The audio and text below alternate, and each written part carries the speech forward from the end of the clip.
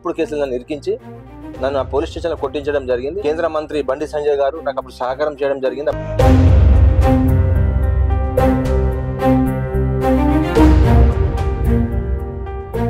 Hi, hello, నమస్తే, welcome to Suman TV. నేను మీ రజిత. మనం ప్రస్తుతం పెద్దపల్లి జిల్లాలోని సుల్తానాబాద్ పట్టణంలో ఉన్నాము. అసలు ముస్లిం వాళ్ళు ఇలాంటి వాళ్ళు కూడా ఉంటారా? అసలు ఏంటి అని అనుకుంటున్నారా?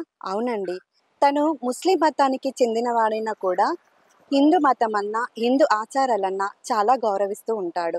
అంతేకాదండి, హిందువులు అత్యంతంగా పూజించే గోమాతను కూడా తన సేవ చేస్తూ ఉంటాడు. అంతే, ఇంకా ఇంపార్టెంట్ ఏంటంటే గోమాతను వధించడంలో తను చాలా వ్యతిరేకి. అసలు ఎవరతను? తన మాటల్లోనే పూర్తిగా వివరాలు అడిగి తెలుసుకుందాం పదండి. ఇప్పటి వరకు నేను చెప్పిన వ్యక్తి మన ముందే ఉన్నారు. సో తన మాటల్లోనే అడిగి తెలుసుకుందాం. నమస్తే అండి. సార్, మీ పేరు? మొహమ్మద్ రఫీ.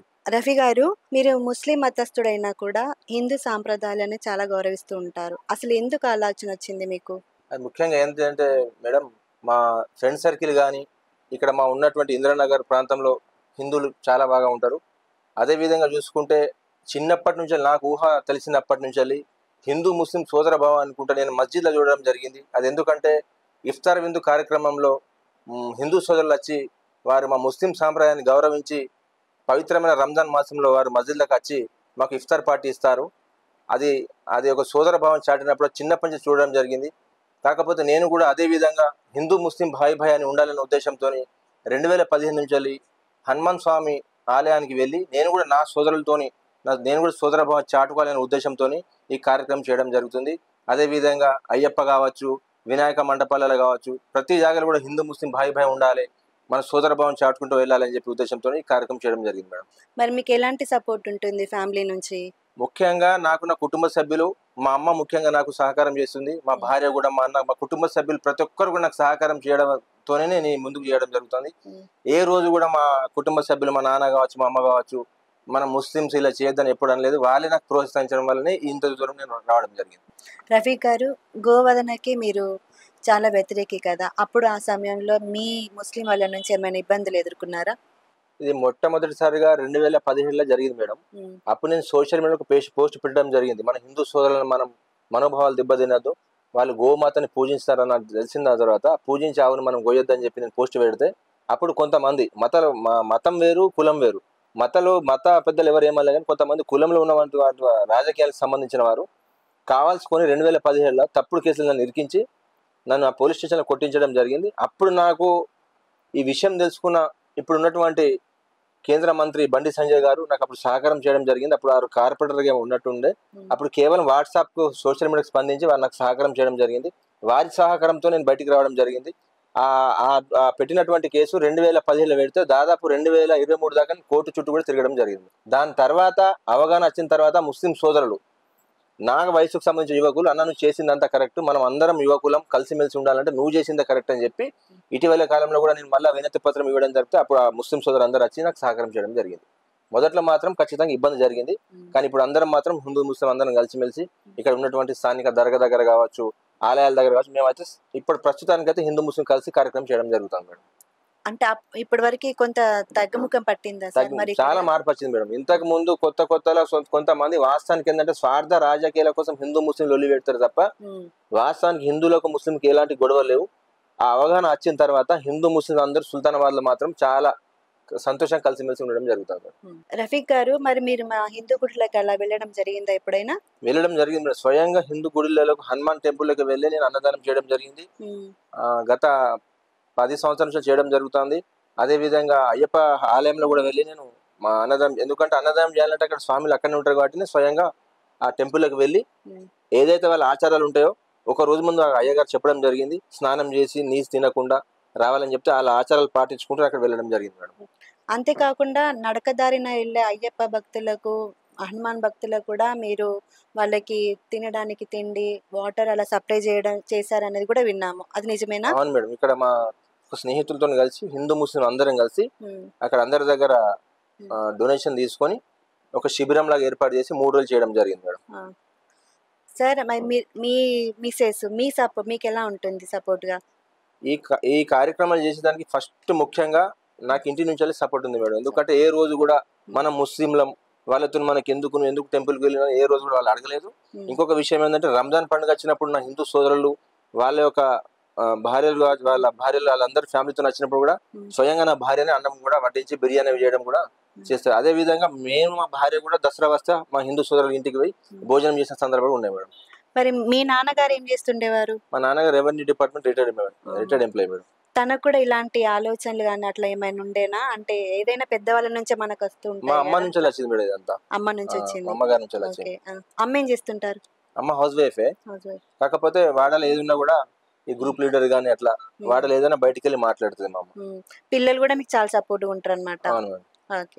ఇంకేమైనా చేయాలనుకుంటున్నారా కార్యక్రమాలు? అంటే ఇప్పుడు నడకదారిన వెళ్ళే వాళ్ళకి కాకుండా అంటే ఒక ట్రస్ట్ లాగా పెట్టేసి అట్లా ఏమైనా ఆలోచనలు ఏమైనా ఉన్నాయా మేడం? మీకు? ట్రస్ట్ లాగా అంటే కాదు, కానీ నేనైతే ధనికుల సహకారంతో హిందూ ముస్లిం భేదం లేకుండా నిరుపేద అమ్మాయి వివాహాలకు కూడా ఆర్థిక సాయం అందించడం లాంటివి కూడా చేయడం జరిగింది. ఇక ముందు కూడా అలానే చేసుకుంటూ పోతా. నాకు ముఖ్యంగా నాకు కులం మతం అనేది ఫీలింగ్ ఉండదు మేడం. నేను ఒక మనిషిలాగా ఉండాలి, తోటి మనుషులకు సాయం చేయాలనేది నా లక్ష్యం. అంటే మీకు ఇప్పుడు ఫైనాన్స్ గా ఓకేనా ఇంట్లో? మరి ఎవరైనా నాయకుల ద్వారా కానీ దాతల సహకారంతో ఈ కార్యక్రమం చేయడం జరిగింది. ఏదైతే హనుమాన్ టెంపుల్ దాంట్లో అది నా సొంత ఖర్చులతోనే చేయడం జరిగింది. అంటే అటు ముస్లిం వాళ్ళతో పాటు మా హిందువులు కూడా మీకు హెల్ప్ చేస్తుంటారు? హిందూ ముస్లిం అందరూ కూడా సహకారం చేస్తుంటారు. అట్లా మీ ఫ్రెండ్స్ కూడా? ఓకే. మీకు బెస్ట్ ఫ్రెండ్ ఎవరు సార్ మీ దాంట్లో? అంటే మీకు ఇది చేస్తారా అని అంటే మీకు వెన్నంటే ఉండే పర్సన్స్? నాకు ఈ కార్యక్రమంలో వెన్నంటుండే పర్సన్ అంటే గుట్ట మహేష్ గారు. ఆయన ఏం చేస్తుంటాడు సార్? ఆయనకు ఒక హాస్పిటల్ ఉంది. అలా నాన్న వాళ్ళ అమ్మ వాళ్ళు పొలిటికల్ ఫ్యామిలీ, చిన్నప్పటి నుంచి పరిచయం. వాళ్ళు కూడా కింది స్థాయి నుంచి పైకి వచ్చిన వాళ్ళు కాబట్టి ఆయన కూడా మా ముస్లిం ఆచారాలు నేను ఏ విధంగా హిందూ ఆచారాలు ఉన్నారో వాళ్ళు కూడా అక్కడ మా రంజాన్ పండుగకు ఉన్నట్టు ఖబరస్థాన్ గానీ ఆ దగ్గర ఉండి ఆయన కూడా స్వయంగా మొత్తం శుభ్రం చేయడం గానీ ఆ మస్జిద్ దగ్గరకు వచ్చి ముస్లిం సోదరులందరూ కూడా ఆయన కూడా ఆదుకోవడం జరుగుతా ఉంది. ఇప్పుడు మీరు అమ్మగారు అన్నారు కదా, ఒకసారి అమ్మగారిని పరిచయం చేసుకుందామా? ఓకే. అమ్మ నమస్తే అండి.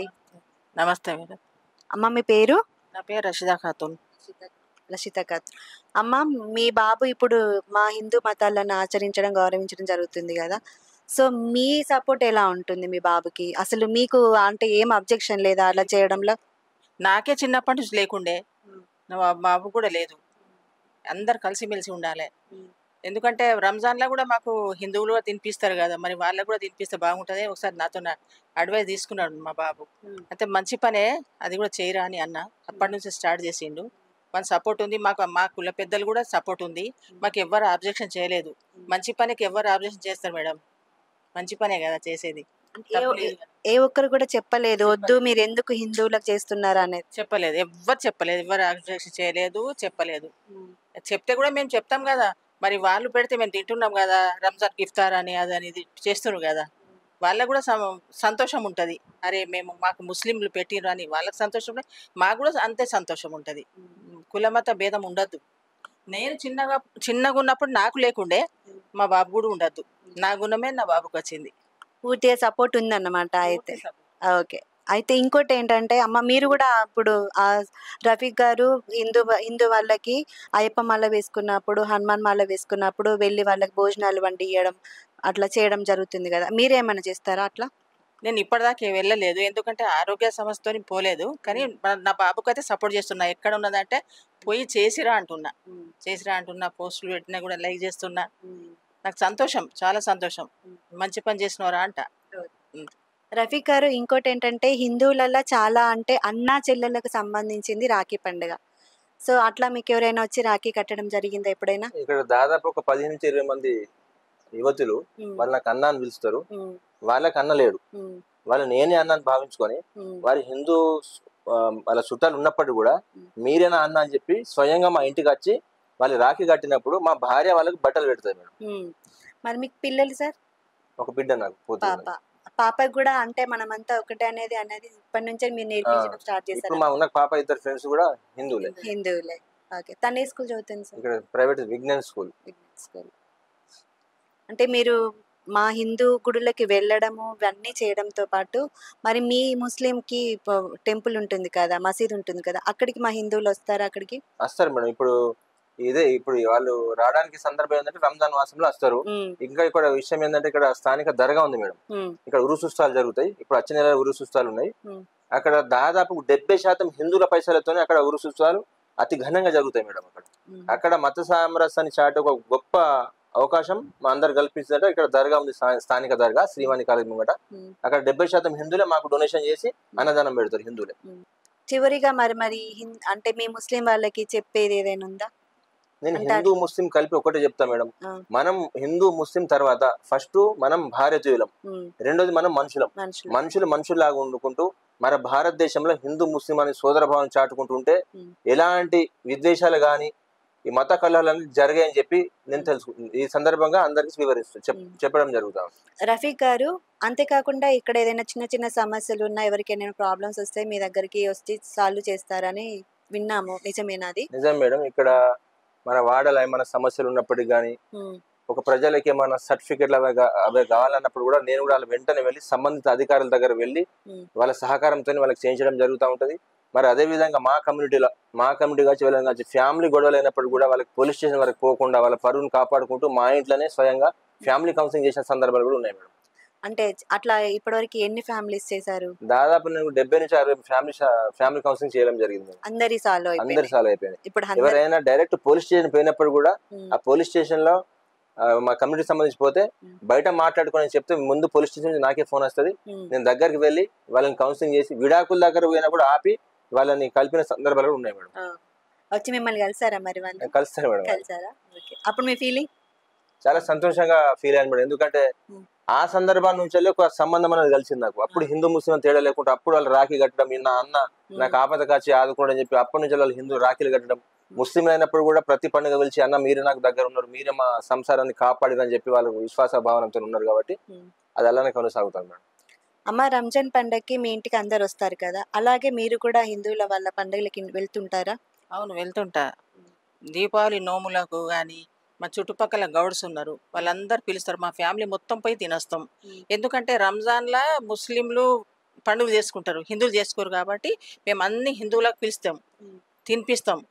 వాళ్ళు వాళ్ళ హిందువుల పండుగలకు వాళ్ళు ముస్లిం మేము చేసుకోము కదా, కాబట్టి వాళ్ళు మాకు పిలుస్తారు. దసరా కానీ దీపావళి కానీ అన్ని పండుగలకు పిలుస్తాం, మేము పోయి తినేస్తాం. ఎందుకంటే తప్పు పట్టాం మేము, ఎందుకు వాళ్ళు పిలిచారు వాళ్ళ తిండి తినద్దు అని మాకుండదు.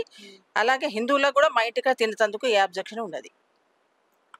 రఫీక్ గారు, ఇంకోటి ఏంటంటే ఇప్పుడు హిందూ వాళ్ళకి మీరు హెల్ప్ చేస్తూ ఉంటారు, అలాగే మన ఉన్న భారతదేశంలో హిందూ ముస్లిం కాకుండా క్రైస్తవులు కూడా ఉంటారు. సో వాళ్ళకి మీరేమైనా చేస్తారా? వాస్తవానికి ఇంతవరకు అయితే నేను ఏం చేయలేదు. నెక్స్ట్ నా కార్యక్రమం క్రైస్తవ సోదరులతోని, నా స్నేహితులు కూడా క్రైస్తవులు ఉన్నారు, ఆ క్రైస్తవ సోదరులతో కలిసి వాళ్ళ చర్చిలో మరి ఆ సాంప్రదాయం తెలియదు కాబట్టి ఆ సాంప్రదాయం పూర్తి స్థాయిలో తెలుసుకుని నెక్స్ట్ అదే కార్యక్రమం చేద్దామని నేను అనుకుంటున్నాను. ఇందాక ఇప్పుడు మీరు కొన్ని భార్యాభర్తల విషయాలు కొన్ని చిన్న చిన్న ప్రాబ్లమ్స్ సాల్వ్ చేశారు, అట్లా క్రైస్తవులు వచ్చారా మరి మీ దగ్గరికి? అట్లా రాలేదు మేడం, క్రైస్తవులు ఎవరు రాలేదు కానీ హిందువులు వచ్చారు.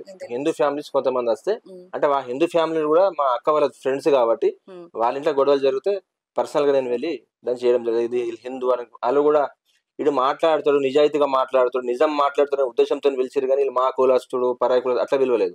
రఫీక్ అంటే నిజం మాట్లాడతాడు, వాస్తవం మాట్లాడతాడు, ఎటు న్యాయం ఉంటే అటే మాట్లాడతాడు, ఎవరు తప్పు ఉంటారు అలా మాట్లాడతారు బయటకు తీస్తారని చెప్పి ఉద్దేశంతోనే పిలవడం జరిగింది. రఫీక్ గారు, ఆఖరిగా మా సుమన్ టీవీ ప్రేక్షకులకి ఏమైనా సందేశం ఇవ్వాలనుకుంటున్నారా? ముఖ్యంగా నేను చెప్పేది ఒకటే, ప్రతి ఒక్క యువకులు అందరం హిందూ ముస్లిం కలిసి ఉండే కార్యక్రమం చేసుకుంటా పోతే అన్ని దైవాలు ఒకటే, మనం అందరం ఒకటే అనుకుంటా నినాదంతో మనం ముందుకు సాగితే అసలు మన భారతదేశంలో ఎలాంటి హిందూ ముస్లిం గొడవలు జరగవు. ఇలాంటి అల్లర్లకు కారణాలు కాకుండా మనం అందరం కలిసి ఉంటే భారతదేశం బాగుంటుందని చెప్పి ప్రతి ఒక్క యువకులు కూడా హిందూ ముస్లిం భావనతోనే ముందుకు సాగాలని చెప్పి నేను తెలియజేసుకుంటున్నాను. చూశారు కదా, అందరినీ కలుపుతూ అన్ని మతాలను గౌరవిస్తూ మత సామరస్యాన్ని చాటుతున్న మహమ్మద్ రఫీక్ గారిని ఆదర్శంగా తీసుకుంటే మన భారతదేశంలో ఎలాంటి మత ఘర్షణలు ఉండవు. సో కెమెరామ్యాన్ ప్రవీణ్ బొద్దులతో మీ రజిత, సైనింగ్ ఆఫ్.